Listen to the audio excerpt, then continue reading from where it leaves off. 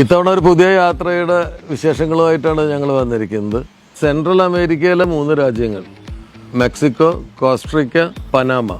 South അമേരിക്കയിൽ ഇക്വഡോറും കൊളംബിയയും. മെക്സിക്കോയുടെ ഏറ്റവും വലിയ പ്രത്യേകത മായൻ സിവിലൈസേഷൻ നിലനിന്നിരുന്ന സ്ഥലമാണ്. മായൻസിന്റെ പിരമിഡ്സ് ലോകത്തിലെ ഏറ്റവും വലിയ 3ാമത്തെ പിരമിഡൊക്കെ മായൻ സിവിലൈസേഷനിലുള്ളതാണ്. കാൻകുണിലാണ് ലോകത്തിലെ 7 അത്ഭുതങ്ങളിൽ ഒന്നായിട്ട് എണ്ണപ്പെടുന്ന ചിച്ചിൻ ഇറ്റ്സ എന്ന് പറയുന്ന പിരമിഡ് ഉള്ളത്. സിനോട്സ് എന്ന് പറയുന്ന കേവ്സ് ഉണ്ട്. പിന്നെ എൻ്റെ പേഴ്സണൽ ആയിട്ടുള്ളൊരു സന്തോഷം എന്ന് പറയുന്നത് കൊളംബിയയാണ്.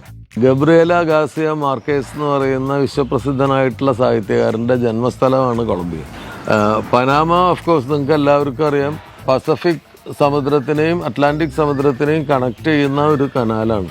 അത് വളരെ വിചിത്രമായ രീതിയിലാണ് കപ്പലുകളെ കയറ്റി വിടുന്നത്. സ്വിറ്റ്സർലൻഡ് ഓഫ് ലാറ്റിൻ അമേരിക്ക എന്ന് പറയപ്പെടുന്ന സ്ഥലമാണ് കോസ്റ്ററിക്ക. ഇക്വഡോറിന്റെ പ്രത്യേകത ഭൂമധ്യരേഖ കടന്നു പോകുന്ന രാജ്യമാണ് ഇക്വഡോർ. ഇതിനൊക്കെ പുറമേ ഉള്ള സ്ഥലം ഗാലപ്പഗോസ ഐലൻഡ്സ് ആണ്. അവിടെ ഉള്ള എല്ലാ കാര്യങ്ങളും ഭയങ്കര ഹ്യൂജ് ആയിട്ടുള്ളതാണ്. വലിയ ആമകള്, ഇഗ്വാനാസ്, 30 ലൈവ് വൾക്കാനോസ് ഉള്ള സ്ഥലമാണ് ഗാലപ്പഗോസ്.